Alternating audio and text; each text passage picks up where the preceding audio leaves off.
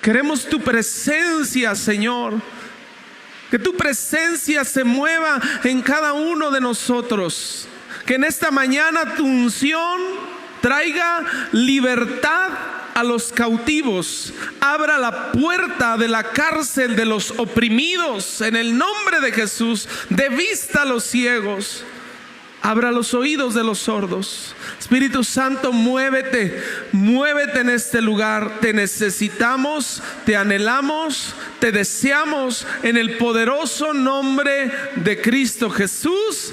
Amén, amén, amén. Amados, he estado, me dicen que salude a los que nos ven por las redes sociales. Muchas gracias por apoyarnos, estar viendo.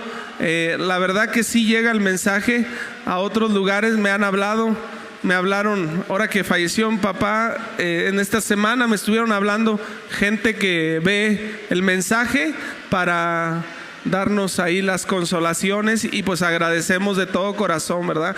Agradecemos pues que estén al pendiente de las redes y que nos estén bendiciendo.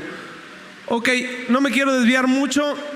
He venido hablando estas semanas cómo lo que pensamos y lo que hablamos afectan nuestra vida, nuestra salud, tus finanzas, todo alrededor de ti afecta lo que tú hablas y lo que tú piensas.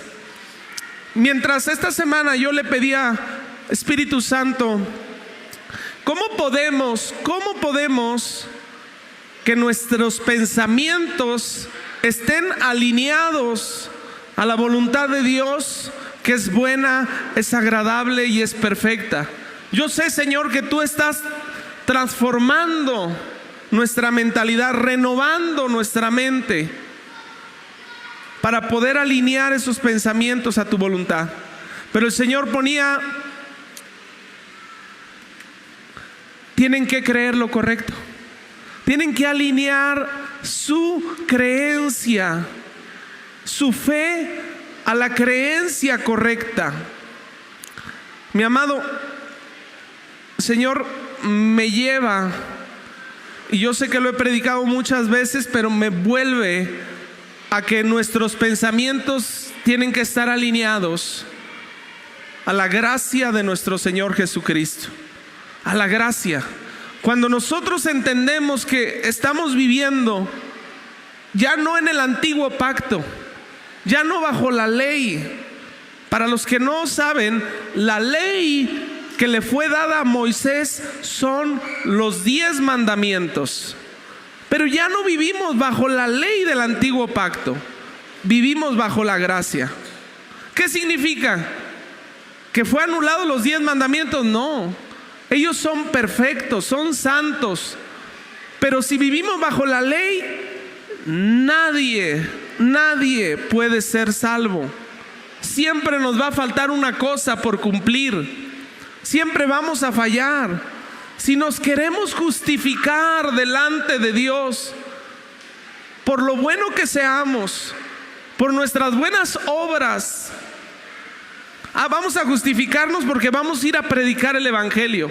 Yo me merezco el cielo porque soy un predicador, porque evangelizamos en las calles. No, mi amado, eso no nos justifica a nadie. Por cuanto todos pecamos, todos estamos destituidos de la gloria de Dios.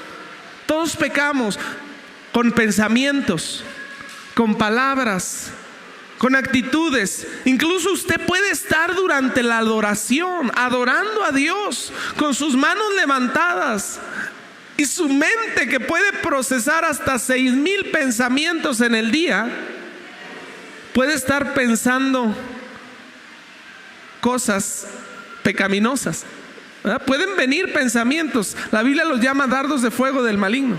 Sí, y usted puede estar con las manos levantadas y decir: ay, esta que me tocó al lado canta horrible. ¿Sí? Ay, este hermano no se bañó, mira cómo le huele. Y usted puede estar adorando a Dios, ¿sí?, de la bondad de Dios, y de repente se le sienta una hermana y que se le ve todo, ¿verdad? Y usted voltea al varón, ay, Dios mío, se le ve la tanga, ¿verdad? Y la bondad de Dios. Y usted puede tener esa lucha interna. Pero ¿cómo pienso bien? ¿Cómo alineo mi creencia? Porque eso tiene poder de Dios. ¿Qué es lo que viene inmediatamente el enemigo cuando un pensamiento equivocado viene a mi mente? Viene la condenación, viene la culpa. Y hay cristianos que genuinamente aman a Dios, lo aman, pero hay una lucha y una guerra en su mente, porque su creencia no está basada en la gracia de nuestro Señor Jesucristo, sino en su propia justificación, en la ley. Y quieren por sí mismos dominar sus pensamientos, y esto trae condenación, culpabilidad. El enemigo inmediatamente viene a decirte: ¿de qué te levantas las manos, hipócrita? Pues no ves que estás pensando, ¿a quién estás mirando? Lo que estás pensando del pastor, mira qué garras se trajo, ahora parece que está roto el pantalón. No sé, ¿verdad? Y vienen todos esos pensamientos a tu mente. Y cuando esa creencia está bombardeando tus pensamientos, viene a ti la mentalidad: yo nunca voy a poder mantener una mente santa. Yo nunca voy a poder mantener pensamientos que sean agradables a Dios. Porque es fácil decir Filipenses 4:8: por lo demás, hermanos, todo lo bueno, agradable, justo, bueno, si hay virtud alguna, si algo digno de alabanza, en esto deben de pensar. Ah, sí, qué padre, pero yo el 90% de mis pensamientos ni son buenos, ni son justos, ni son amables. Yo quisiera regresarles, ¿verdad?, lo que me dicen. Muchos dicen: como me tratan, los voy a tratar. No tienen buen nombre mis pensamientos. No le veo virtud alguna. ¿Sí? Entonces, ¿cómo puedo pensar cuando la creencia es la correcta? Y ahora es a lo que vamos. Fácil. Y es un ejercicio mental.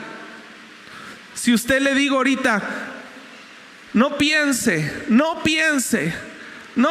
en el número 10, no piense en el número 10, no por nada del mundo piense en el número 10. ¿Cuántos pensaron en el número 10? ¿Cuántos se les paró aquí en la mente el número 10? Sí. Entonces yo le digo: ahora por nada piense en el número 7. Por nada piense en el número 7. No piense en el 7, piense en el 10, pero no piense en el 7. ¿Y a cuántos les viene a la mente el número 7? ¿Sí? ¿Cómo funciona la mente? Por sustitución.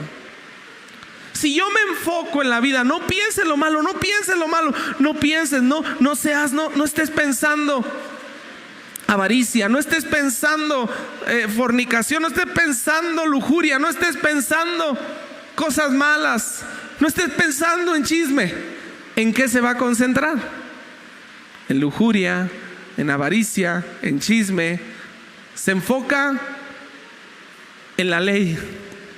Se enfoca en lo que no debe hacer. En lo que no debe de hacer. No robarás, no matarás, no desearás la mujer de tu prójimo, no dirás falso testimonio. Esa es la ley, en lo que no debes de hacer. No al contrario, cuando me enfoco en la gracia. La gracia es enfocarme en Jesús, en lo que Él hizo. Vamos a empezar porque esto solo es el preámbulo. Si creo bien, pienso bien. Si creo bien, voy a pensar lo bueno, lo honesto, lo justo, lo amable. Romanos 1:16. Porque no me avergüenzo del evangelio, porque es poder de Dios para salvación a todo aquel que cree. Entonces, ¿qué es lo que debo creer? El evangelio. el evangelio de salvación de Jesucristo, el evangelio que son buenas noticias. A veces queremos predicarle a otros con malas noticias. Es que si no crees en Cristo te vas a ir al infierno. Es verdad, sí es verdad, sí, pero yo tengo que llevar buenas noticias. Hay alguien que te ama, hay alguien que murió por ti, y queremos convertirlos con lo negativo. La Biblia dice que ni los borrachos, adúlteros, fornicarios entrarán en el reino de los cielos, y esto y lo otro, y andamos por ahí repartiendo bibliazos a la gente. Pum, pum, la Biblia dice. Entonces tenemos que cambiar el enfoque, cambiarlo a lo que creemos, el evangelio. La palabra evangelio significa buenas nuevas, buenas noticias. Y en este mundo que tenemos siempre malas noticias, y en Salamanca usted va a escuchar diario malas noticias. Ya viste a quién mataron, y ya viste puros asesinados, al judío, al griego. ¿Por qué Pablo tenía que hacer esta declaración? No me avergüenzo. Porque hubo personas que persiguieron el evangelio para tratar de que se avergonzaran de la gracia, principalmente los judíos, porque ellos estaban acostumbrados a la ley, ¿verdad? De los 10 mandamientos, de las palabras que tenía, las letras que tenían, los 10 mandamientos las contaron y sacaron 613 letras tienen los 10 mandamientos, e hicieron 613 leyes para el día de reposo. Hasta la fecha se siguen esas 613 leyes del día de reposo. Inclusive cosas de que ni siquiera pueden cortar, porque no puedes trabajar nada. Entonces vas al baño y no puedes cortar el papel del baño, literalmente, ¿sí? ¿Cómo se limpia? No sé, ¿verdad? Pero eso sucede con los judíos. No pueden ni cortar el papel del baño. La palabra salvación que el Señor trae a nosotros es una palabra griega que se llama sotería. Sotería, no lotería, que les encanta jugar los domingos. Sotería, ¿sí? Es la palabra que sirve no solamente para salvarnos del infierno, es la misma palabra del griego que dice sanidad, bendición, prosperidad, libertad. O sea, Cristo viene a darnos el combo completo, como cuando va al cine, ¿sí? Este lo trae todo: sanidad, salvación, libertad, vida eterna, bendición. Qué hermoso es el evangelio. El evangelio viene trayendo toda la bendición para ti. Cristo ya la ganó toda. La ley dice: para que tú seas bendecido tienes que hacer y esto y esto y esto y esto. La gracia dice: Jesús ya te bendijo con salvación, y ahora lo tienes que recibir por medio de la fe. Justificados pues por medio de la fe, tenemos paz para con Dios. Entonces, yo tengo que cambiar mi creencia de lo que Jesús hizo por mí, de lo que Él quiere darme, que ya ganó en la cruz, que cuando dijo ahí consumado es yo terminé todo, ya está, tómalo, recíbelo, por gracia, por fe, puedes recibir todo esto. Veo muchos cristianos que no alcanzan, no reciben, no toman lo que Dios tiene para ellos, porque no ha alcanzado su tierra prometida. Se los vuelvo a repetir: hasta que no haya una transformación y una renovación de nuestra mente, no podremos conquistar todas las promesas que Dios tiene para nosotros: bendición, sanidad, salvación. Él no puede derramar vino nuevo en odre viejo. En una mentalidad que no ha sido transformada, Él no puede derramar un vino nuevo. ¿Qué pasa? Tenemos creencias mezcladas. Por eso no podemos pensar bien. Quiero una vida buena. Para tener una vida buena necesito tener creencias buenas. Para tener una vida buena tengo que tener pensamientos buenos, alineados a su palabra. Pero mezclo el antiguo pacto con el nuevo pacto. Mezclo la ley con la gracia. Y venimos haciendo de la iglesia una mezcolanza del pacto y la gracia. Del antiguo pacto, la ley y la gracia. Quiero que vea esto. En Apocalipsis 21:8 da una lista de las personas que no entrarán. Empieza, ¿verdad? Pero los cobardes, quiero que vean los primeros dos: cobardes, incrédulos. Con eso empezamos. Corruptos, asesinos, cometen inmoralidad sexual, practican brujería, rinden culto a los ídolos, mentirosos, tendrán su destino en el lago de fuego que arde con azufre. Esta es la segunda muerte. Pues yo me tocan unas dos de ahí, ¿verdad? ¿Cuándo no hemos sido cobardes, incrédulos? Y vamos a Juan 20:19. Juan 20:19. El domingo al atardecer los discípulos estaban reunidos con las puertas bien cerradas porque tenían miedo. ¿Qué dijimos en Apocalipsis? Los cobardes y los incrédulos. De pronto Jesús estaba de pie en medio de ellos y le dijo: la paz sea con ustedes. Shalom. Los saludó. Shalom. Ah, caray, pero en Apocalipsis dice que ni los cobardes ni los incrédulos van a heredar. Estos son sus discípulos que son salvos. Estos son sus discípulos creyentes en Jesucristo, que ahora vienen y tienen miedo. Tienen miedo. Y más de uno no cree que Jesucristo ha resucitado. Como Tomás, que fue el que se animó a decir: hasta yo no meter mis manos en sus heridas, no meter mi dedo en donde atravesaron la lanza, yo no voy a creer. Entonces, ¿qué está pasando aquí? La religión me viene enseñando, la ley me enseña que yo no puedo hablar con Dios y Jesús no se me va a manifestar si yo no vivo en santidad, en obediencia, si yo no estoy obedeciendo la palabra. Pero aquí Jesús se le aparece a un grupo de cobardes e incrédulos que tenían miedo, y muchos no creían que Jesús había resucitado. ¿Sí me explico? Si hacemos la mezcla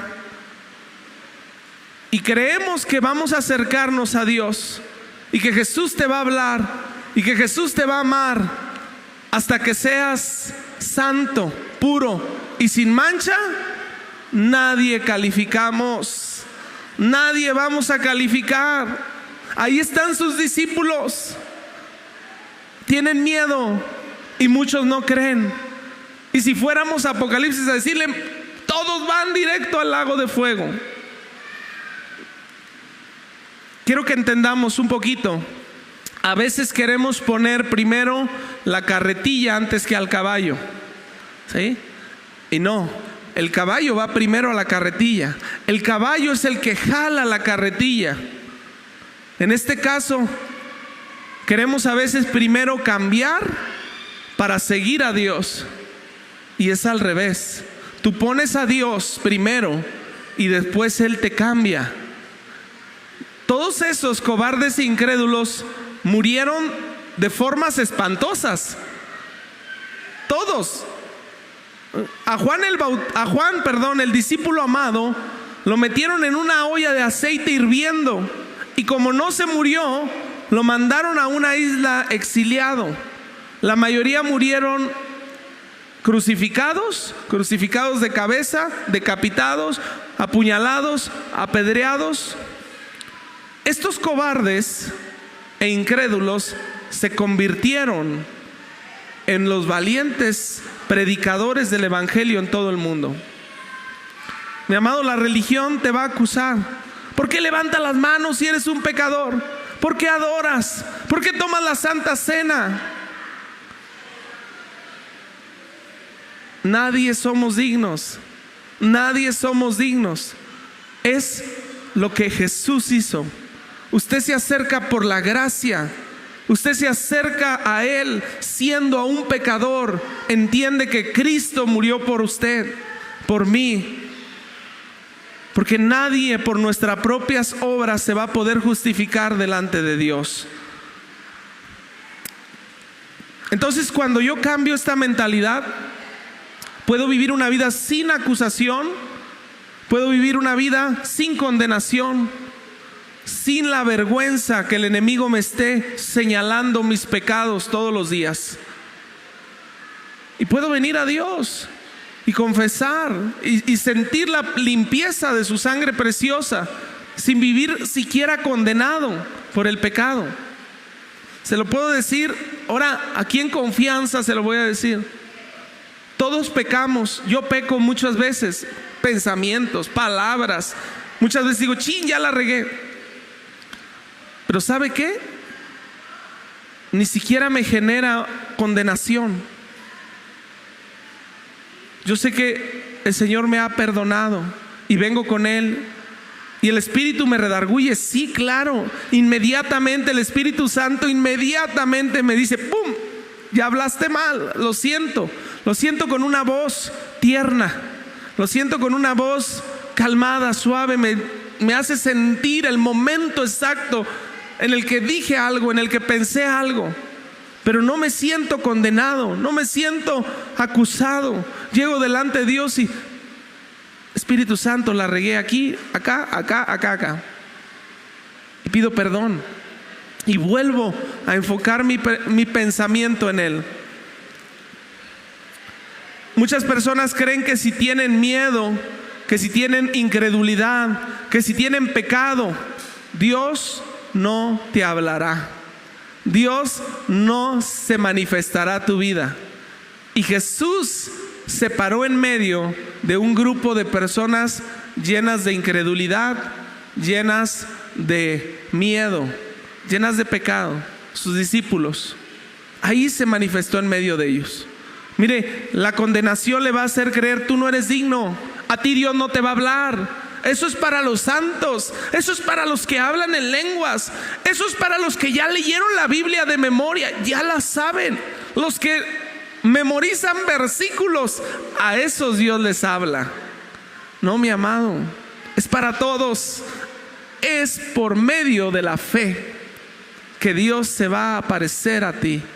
Es cuando tú crees, porque sin fe es imposible agradar a Dios. Es el que se acerca creyendo que Él es el que premia, galardonador de los que le buscan, dice Hebreos 11:6. Yo sé que cuando se habla el tema de la gracia, no nos cabe, nos empieza a hacer en la mente una lucha. Hay una lucha en nuestra mente cuando hablamos de la gracia, pero ya no estamos bajo el viejo pacto. Y me voy a tomar 2 o 3 semanas para ampliar mucho este tema, porque yo sé que hay que meter mucha palabra para que esto quede bien anclado en su corazón. Oír la voz de Dios porque soy digno. ¿Usted cree que va a oír la voz de Dios cuando usted sea digno? Si no, nadie la oyera. Nadie oyera la voz si alguien fuera digno. Y eso lo vemos desde Génesis. Mire, en Génesis 4:9, Jehová dijo a Caín, ¿dónde está Abel tu hermano? Y él respondió, no sé, ¿soy yo acaso guarda de mi hermano? ¿Usted cree que Dios, en primer lugar, Dios le habló a la persona que estaba cometiendo el primer homicidio de la existencia del mundo? El primer homicidio lo cometió Caín, y en ese momento Dios con voz audible le habla al primer homicida del mundo. ¿Cuántos de ustedes han matado? No me diga. Pero muchos con el pensamiento, dijo Jesucristo, cualquiera que le diga a su hermano fatuo, tonto, imbécil, ha cometido asesinato, ¿sí? Entonces, ahí Dios habla. Y no, la pregunta es, ¿dónde está tu hermano? No porque Dios no supiera dónde lo había enterrado. La pregunta es porque le está dando la oportunidad de arrepentirse, ¿sí? ¿Qué hiciste? ¿Qué hiciste? Y la respuesta fue muy soberbia. Pues ¿qué? ¿Acaso yo lo tengo que cuidar? Era el momento del arrepentimiento. Era el momento que Dios le estaba dando a Caín. Arrepiéntete. ¿Y qué dijo? ¿Acaso soy guarda de mi hermano? No me importa. Y por eso vino la maldición. Por eso vino la maldición a la vida de Caín. Entonces, en primer lugar, Dios te puede hablar, no importa el pecado que estés cometiendo. Dios te ama y te está buscando. Jesús te ama y te está buscando y te está hablando. Y si escuchas una palabra esta mañana, porque Él está hablando a tu corazón y te está buscando. Y no importa el pecado.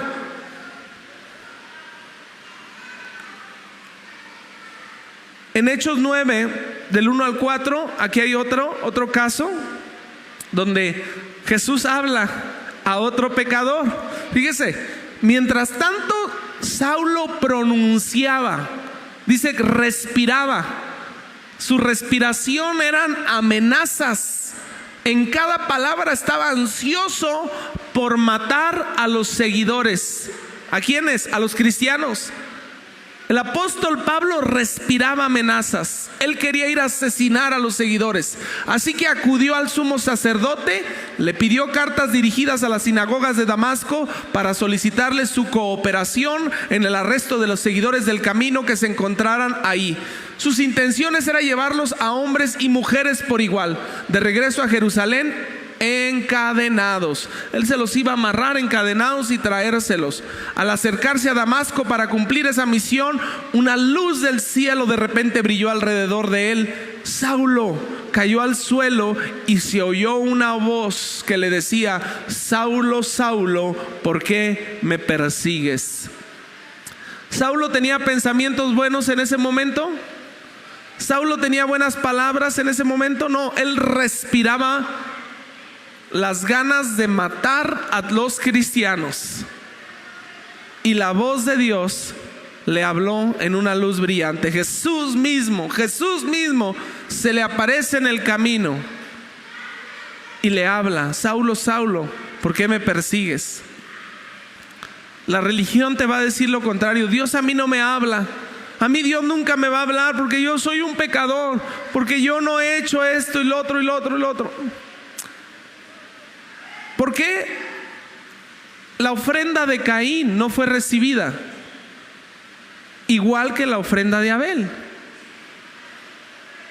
Porque la ofrenda de Caín fue tratar de, por su esfuerzo, lo que él sembró, lo que él se esforzó trabajando para esa cosecha, el sudor de su frente, traerlo para ofrecerlo por la expiación de sus pecados, para ser limpio.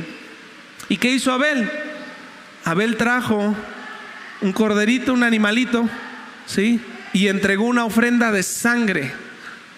Dios había dicho de antemano, ¿verdad?, que la ofrenda que iba a limpiar era la sangre. ¿Cuándo? Cuando Dios hizo el primer sacrificio, mató animal para cubrir la desnudez de Adán y Eva. Los vistió con pieles, les quitó las higueras y los vestió con pieles. Ahí fue el primer sacrificio y Dios hizo el primer sacrificio. Abel tomó nota y entregó su sacrificio. ¿Cuál es el camino de Caín? Dice, por ahí lo anoté, Judas 1:11. Judas 1:11. Hay de ellos porque han seguido el camino de Caín. Pero ¿cuál era el camino de Caín? Caín quería adorar a Dios. Caín quería presentar una ofrenda a Dios. Pero no fue una ofrenda agradable a Dios, porque fue una ofrenda basada en su sacrificio, en su sudor, en su esfuerzo. La semana pasada, ¿de qué hablamos? Descansa.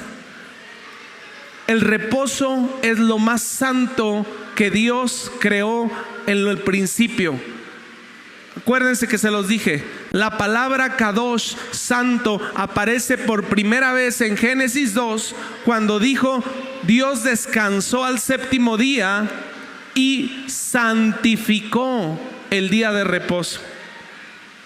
Uno tiene que aprender a descansar en su gracia y no seguir el camino de Caín, tratando de agradar a Dios con mi esfuerzo. Ay, es que para que Dios me hable y sea acepto delante de Dios, tengo que servir y tengo que trabajar y tengo que tocar y tengo que venir a barrer y a trapear y a limpiar la iglesia, ir el sábado, ir el domingo. Mi amado, esa no es la adoración. Eso es gratitud. Lo hago por gratitud. Ese es el fruto de creer la gracia que he recibido. Ese es el producto de lo que estoy creyendo. Mi servicio, mi trabajo, lo que hago para Dios, no es lo que yo voy a quererme ganar para Dios a través de mi trabajo. Entonces quiero decirle a Dios: mi esfuerzo, mi trabajo, mi sudor es más valioso que lo que tú hiciste en la cruz. Ese sería mi mensaje para Dios. Yo me voy a ganar el perdón de mis pecados con todo el trabajo que hago en la iglesia, predicando, evangelizando, ganando almas para Cristo. Ese sería el mensaje que yo le esté dando a Dios. Todo lo contrario. Yo sé que es un tema un poquito difícil de entender, pero vámonos despacito, ¿verdad?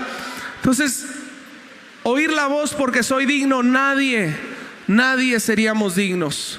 Y vemos aquí Jesús hablando en el Nuevo Testamento a una persona que respiraba asesinato, Pablo, que después se convierte en uno de los más grandes predicadores, el que escribió más libros en la Biblia. Más libros se escribieron en la Biblia fue Pablo, una persona que sembró iglesias por todo Asia, Europa. Más iglesias que Pablo pues no se mencionan en la Biblia. Entonces Dios le habla hasta un asesino, como lo vimos con Caín. La religión te mete la idea. ¿Cuál es la causa del primer asesinato en este momento entonces? Del primer homicidio con Caín.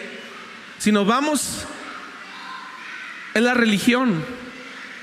La religión está matando provocando el primer asesinato. ¿Por qué tu ofrenda sí fue aceptada delante de Dios? ¿Por qué tu manera de hacer las cosas agradaron a Dios más de lo que yo hice? Si yo me esforcé, labré la tierra, la regué, la preparé, fui, coseché y le traje a Dios. Yo me esforcé tanto para que Dios le agradara mi ofrenda. Y entonces envidio que tu ofrenda y tu adoración, si es aceptada delante de Dios, y peleo contigo. Te tengo envidia y si puedo te mato. Usted no sabe cuántos pastores en estos momentos quisieran matarse entre ellos, porque a uno le va mejor, porque a otro su iglesia va creciendo, y como no lo pueden externar, lo disfrazan de religión y empiezan a matarse por las redes sociales, criticándose unos a otros. Y ese ministerio es del demonio, y ese es un hereje, y ese... Mi hermano, eso pasa cuando se enfoca uno en la religión, deja de enfocarse en la gracia de Jesucristo, empiezas a ver los defectos de todos los demás, empiezas a ver las fallas y te desenfocas de las tuyas. Dejas de ver tu viga por estarle viendo a los otros predicadores su paja. Y aquel hereje, y aquel, y yo voy a ser el defensor de la gracia, voy a ser el defensor de la sana doctrina, etcétera, etcétera. Y empezamos a ver en las redes sociales que los cristianos se pelean y son el pueblo más dividido que existe. Los cristianos hablando de cristianos, pastores hablando de pastores, criticándose por la religión. Porque yo creo que se debe hacer así, y cuando veo que a uno las cosas le salen bien fáciles, oye, pues este ni trabajó, no se esforzó, no hizo nada, no trabajó tanto como yo y recibió un montón. ¿Sí?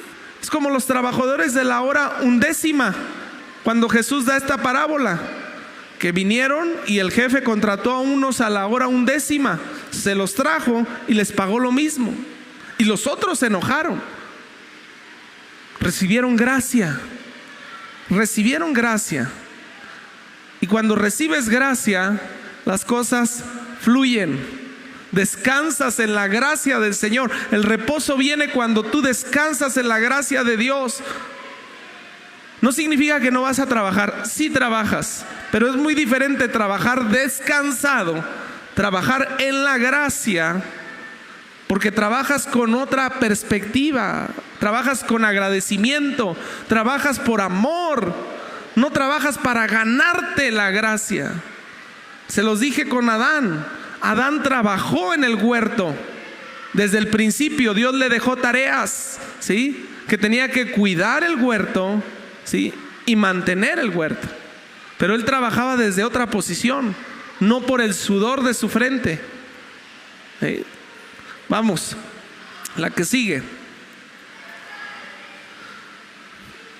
Pablo llama mi evangelio. Terminando la carta de Romanos 16, termina Romanos en el capítulo 16 y dice mi evangelio.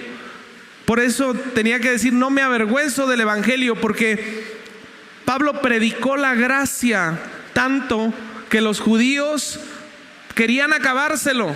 ¿Estás loco? ¿Cómo que nuestras 613 leyes no funcionan? ¿Cómo que todo nuestro ritual? Los cristianos se tienen que circuncidar.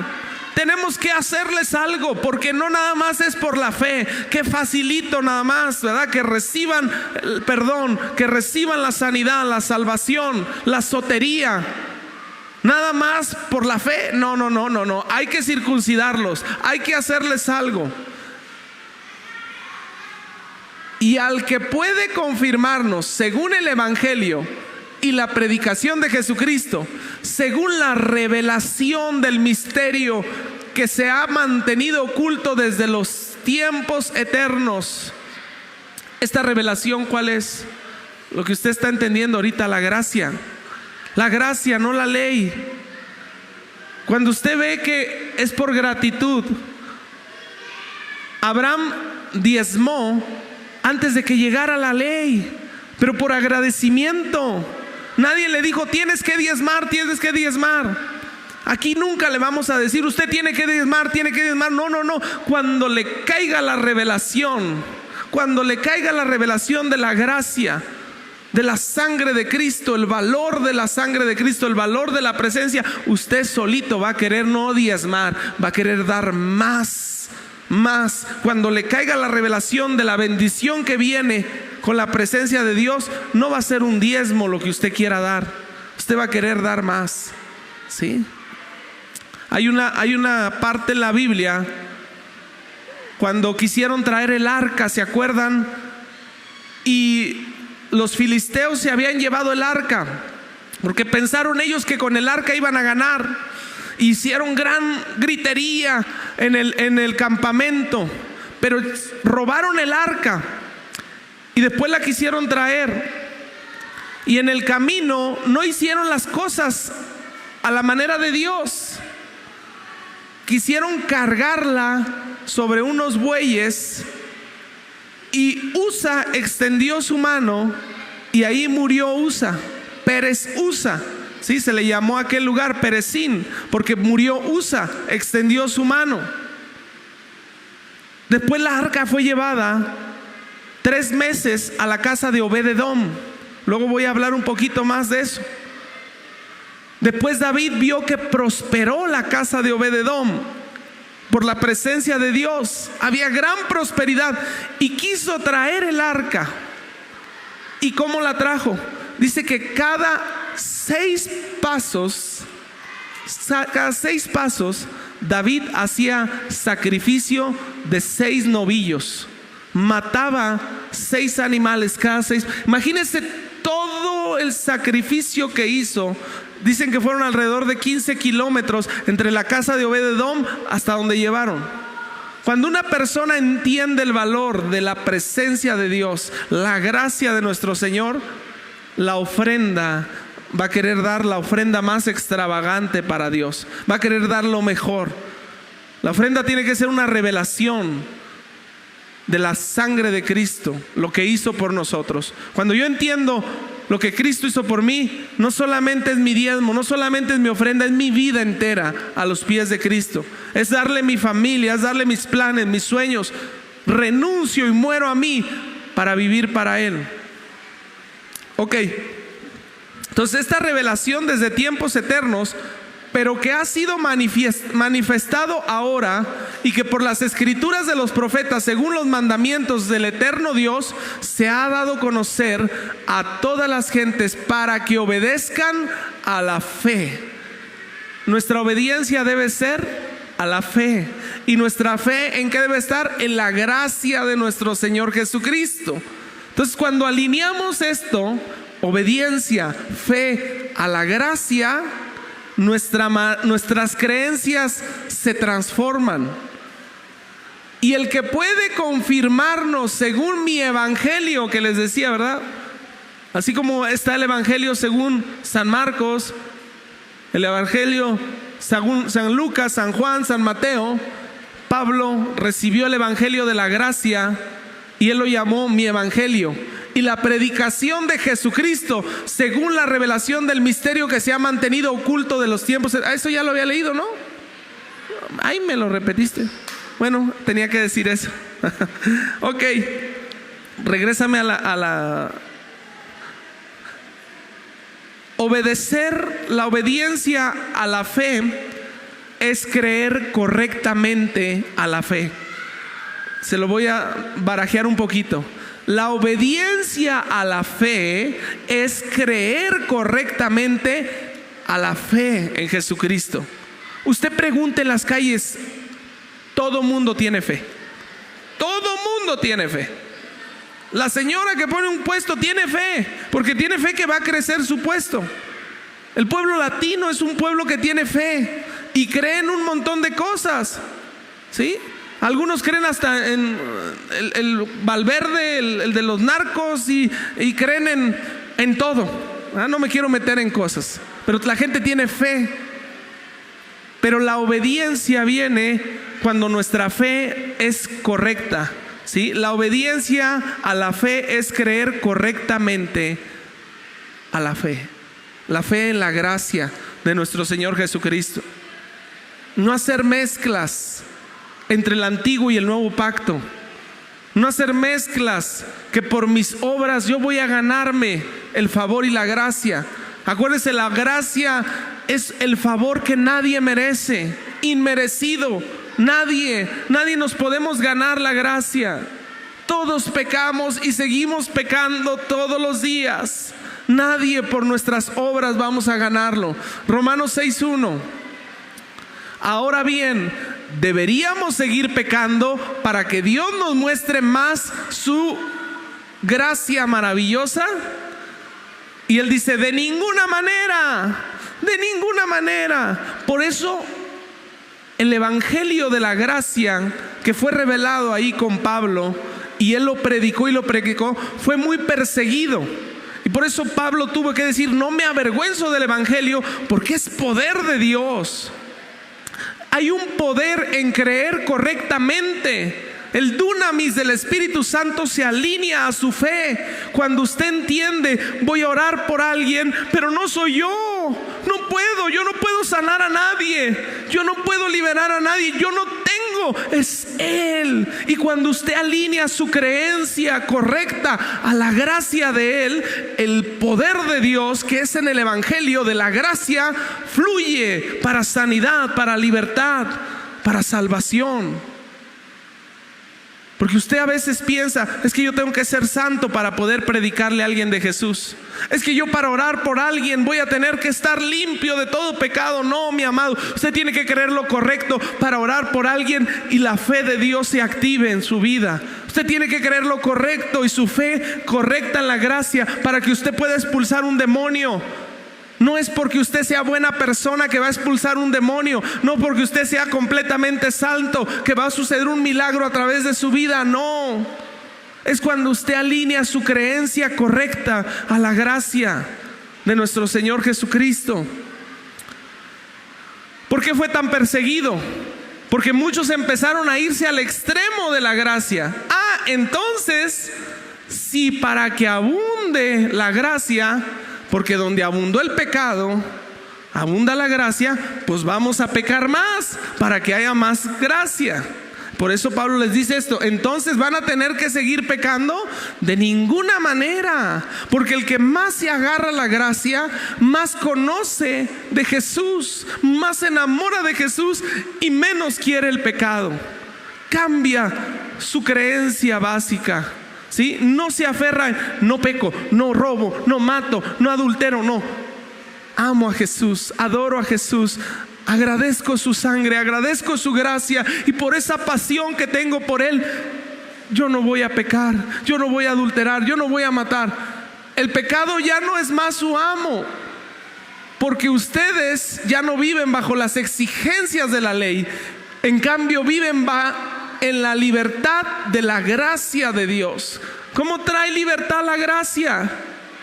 Cuando usted vive bajo la ley, vive atado. No tengo que pecar, no tengo que robar, no tengo que tener pensamientos, dijo el pastor, que no tengo que voltear a ver a ninguna mujer. No. La gracia trae la libertad, porque tu creencia está: Él me perdonó, Él me ayuda, Él me da la libertad, me da el poder para cambiar.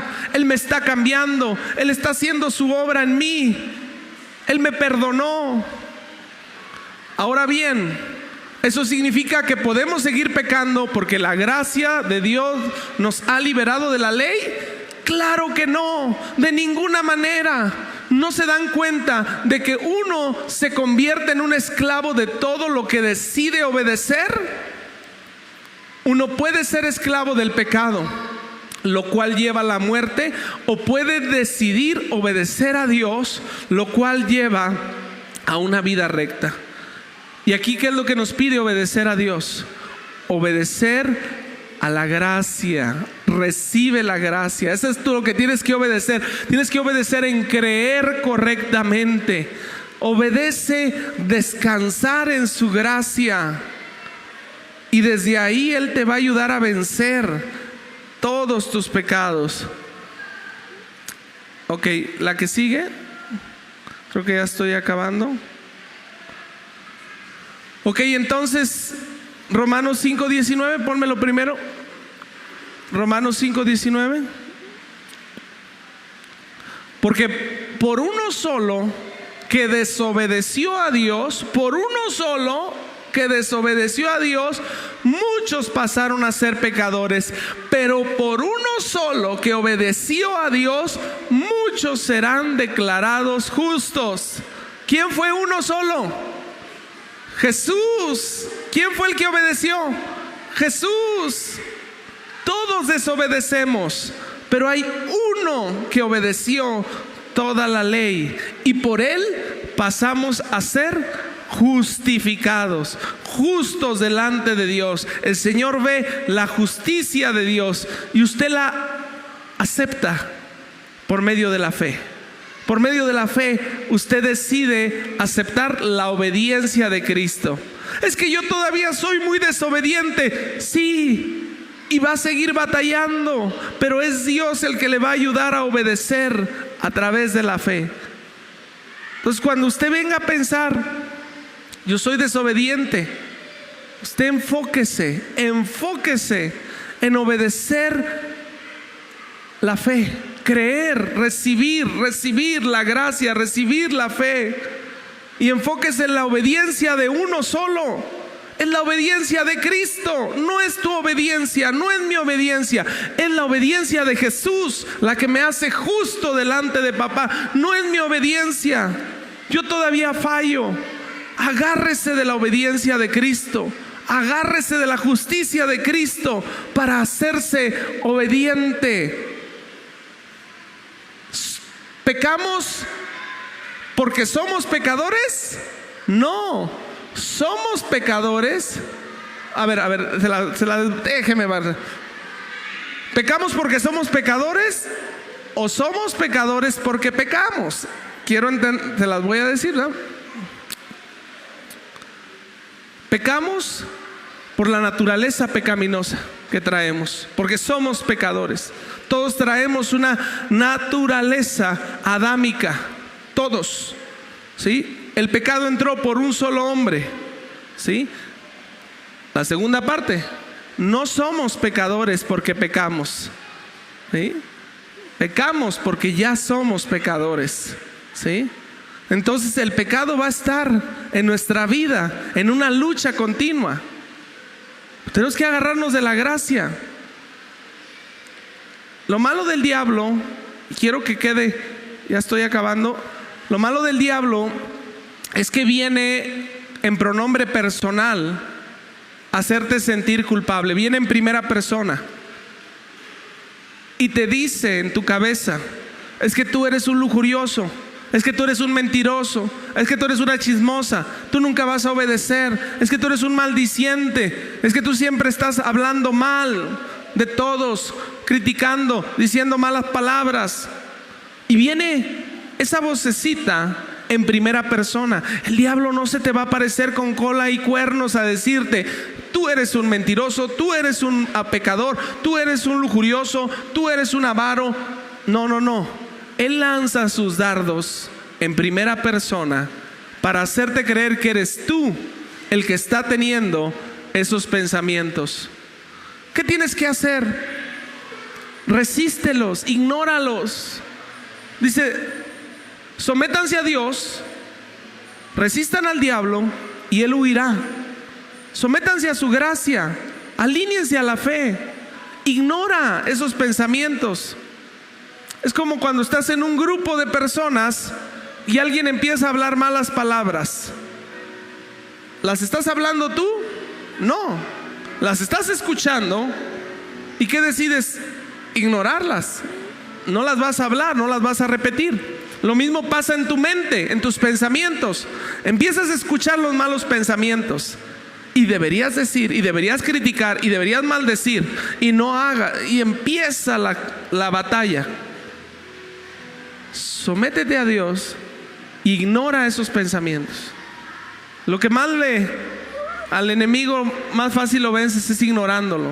Ignora aquí en la mente, ignora esos pensamientos, ¿sí? Sustitúyelos, cámbialos rápidamente por pensamientos de alabanza, pensamientos que glorifiquen a Dios. Espérame, atrásito. No es mi obediencia lo que me hace justo, es la obediencia de Jesús lo que me hace justo. Pecado entró por un hombre, la justicia entra por un hombre, la obediencia completa de Jesucristo a la ley. Usted tiene que agarrarse de esa obediencia. ¿Qué sigue? Esta es la última. La guerra de nuestra mente se basa en cómo el enemigo nos llena de nosotros mismos. Nos ensimismamos, nos llenamos de yo tengo que hacer, yo tengo que decir, yo tengo que pensar, yo tengo que portarme bien, yo tengo que hacerlo. Es un afán por hacer las cosas bien. Y no descansa tu mente porque siempre estás pensando: no puedo, soy un pecador, siempre fallo, siempre hago lo malo. Y hay una guerra, ensimismado. En Juan 4 dicen los que estudian la Biblia que está la mayor revelación de adoración que existe en la Biblia. La hora viene y la hora es en que los verdaderos adoradores adorarán al Padre en espíritu y en verdad. Jesús se le manifiesta a esta mujer en el pozo de Siclar Respondió Jesús y le dijo: si conocieras el don de Dios y quién es el que te dice dame de beber, tú le pedirías y él te daría agua de vida. Y tienen este diálogo. ¿Se acuerdan de aquella mujer que le dijo: 5 maridos has tenido y el que ahora tienes no es tu esposo? Y ella le dijo: has de ser profeta. Y Jesús le da una revelación a esa mujer, y esa es la primera persona que le revela que Él es el Mesías. Dice: yo soy. En el capítulo 3 de Juan, si ustedes leen, ahí tiene una plática con Nicodemo, una persona que vino de noche. Era un escriba, un maestro de la ley. Y le dijo: sabemos, yo sé que tú vienes de Dios. La actitud con la que se acerca a él, a Jesucristo, es desde la posición yo sé. A la mujer Jesús le revela quién es cuando la saca de su ensimismamiento, porque ella iba a las 3 de la tarde, iba al pozo a las 3 de la tarde, a la hora que ya no estaba quien la criticara, quien la juzgara. Cuando el sol estaba más fuerte, ella llegaba a sacar agua para que ya no estuvieran las chismosas y dijeran: ahí viene las 5 maridos, no sé cómo le dijeran, ¿eh? Las 6 maridos, la viuda negra, no sé cómo le pusieran, ¿verdad? La viuda alegre. Ahí viene esta mujer, y ella estaba ensimismada en sus problemas, y Jesús le revela quién era ella y no la juzga. No hay mayor amor que este, que alguien que te conoce completamente, todas tus fallas, todos tus errores, todos tus pecados, y te sigue amando. Y Jesús se le revela a esta mujer, que podemos decir: wow, una mujer llena de pecado, y la ama, y le revela que Él es el Mesías. ¿Por qué no se lo reveló un capítulo antes a Nicodemo? Y se lo revela a esta mujer, y le enseña la mayor adoración, ¿sí? Esta mujer no vino hablándole a Jesús desde una posición yo sé quién eres tú. Él le dice: si supieras, ¿sí? Si conocieras el don de Dios, ¿sí? ¿Quién te está dando? ¿Quién es el que te quiere dar el don? La gracia, ¿sí? ¿Y quién es el que te dice dame de beber? Tú le pedirías y te daría agua de vida. La mente va a estar peleando todos los días entre mi justicia y recibir su gracia. Si yo quiero hacer las cosas por mi justicia, créame que mis pensamientos nunca van a descansar, porque siempre va a haber algo malo que voy a hacer. Siempre va a haber pecado que voy a cometer. Nunca voy a poder ser completamente santo, completamente justo, completamente bueno. Y siempre va a haber acusación a mi vida. Dice en 2 de Corintios, no lo traigo, 2 de Corintios 10, 4 y 5, a ver si me lo encuentras. Dice que hay que derribar argumentos. Déjeme leerlo, 2 de Corintios 10, 3 al 5.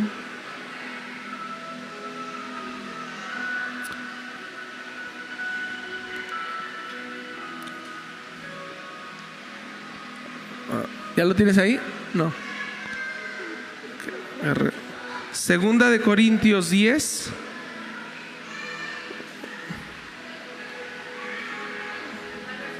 del 3 al 5. Dice: somos humanos, pero no peleamos como lo hacen los humanos. Usamos las armas poderosas de Dios, no las del mundo, para derribar fortalezas del razonamiento humano, para destruir argumentos falsos. Destruimos todo obstáculo arrogante que impide que la gente conozca a Dios, y capturamos los pensamientos rebeldes y engañosos a las personas para obedecer a Cristo, a la obediencia a Cristo. ¿Cuál es la obediencia a la que debe de llevar mis pensamientos? A la obediencia de Cristo, lo que Él obedeció. Yo llevo mis pensamientos cautivos a su obediencia para derribar las mentiras, los argumentos falsos que el enemigo viene a mi cabeza. Fortalezas, argumentos, pensamientos que quieren tener cautiva mi mente. Aunque andamos en la carne, no militamos, que las armas de nuestra milicia no son carnales, sino poderosas en Dios para la destrucción de fortalezas, derribando argumentos, toda altivez que se levanta contra el conocimiento de Dios, y llevando todo cautivo, todo pensamiento a la obediencia a Cristo. ¿Cuál obediencia? La de Jesús. Él fue el que obedeció hasta la muerte. Él fue el que padeció hasta la muerte. Tenemos que derribar esos pensamientos. Creer correctamente tiene poder, porque no vas a basar en tu justicia, en tu obediencia, lo que Dios quiere hacer a través de ti. Lo vas a basar en su gracia. Tú vas a poder orar por alguien, un milagro, liberación, no por tu justicia, no porque tú lo merezcas, no porque tú seas obediente, sino porque Él pagó el precio. Él lo hizo. Tú puedes orar por tu bendición, por tu milagro, por tu sanidad, por tu familia, desde la obediencia de Jesús. Tu mente puede ser renovada y cambiada desde la obediencia de Jesús. Voy a seguir con este tema. La semana que entra quiero hablar cómo Jesús, nuestro sumo sacerdote, es el que nos reconcilió, es el que nos mete en la presencia de Dios. Quiero que vea usted desde el Antiguo Testamento todo el significado que tenía la vestidura sacerdotal para acercarnos a Jesucristo. Todo. Y esa es la gracia de nuestro Señor Jesucristo. Cierre sus ojos, póngase en pie. Dele gracias porque Él pagó el precio. Si hoy vienes cargando una lucha en tu mente, una batalla, si Dios te ama, si Dios ha estado contigo, si Dios eres favorito de Dios, no eres favorito, yo no sé, pero has tenido una lucha en tu mente en recibir el amor del Padre, en recibir la gracia de nuestro Señor Jesucristo. Y continuamente hay una culpa y hay una condenación, haciéndote sentir indigno de su presencia, de escuchar su voz. Hoy acércate a Él por medio de la fe en Jesucristo. Hoy acércate por medio de la obediencia de Jesucristo.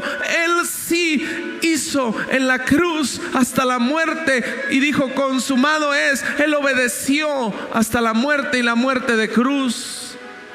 Levanta tus manos, acércate a Él confiadamente. Puedes venir por medio de tu fe confiadamente.